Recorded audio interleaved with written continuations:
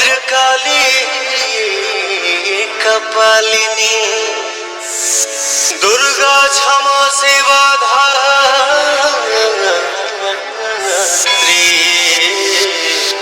स्वाहा स्वधा नमोस्तुते।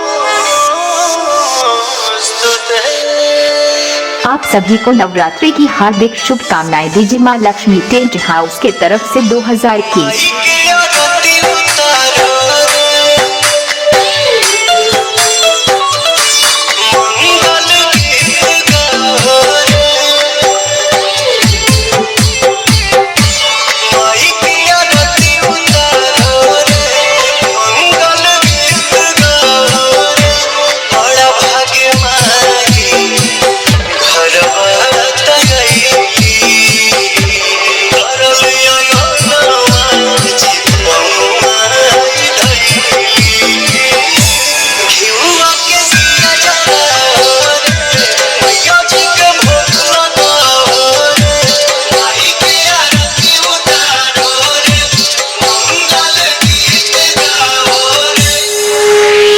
डीजे मां लक्ष्मी टेंट हाउस गौ नया रात चिकनिया डी जिला संत कबीर नगर। जय हो जगतारानी, जय हो दूधधारानी, आइलू अपना बेटा के दुआर।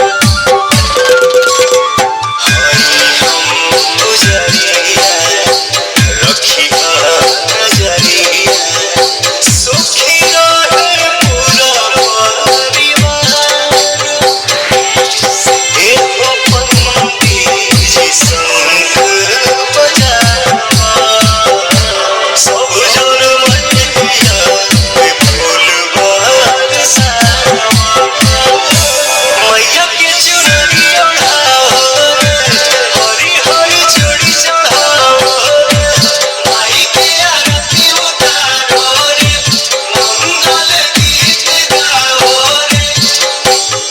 मिक्सिंग मास्टर पप्पू बाबू चिकनिया डी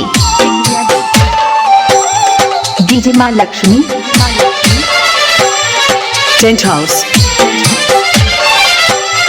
गौ नया रात चिकनिया डी।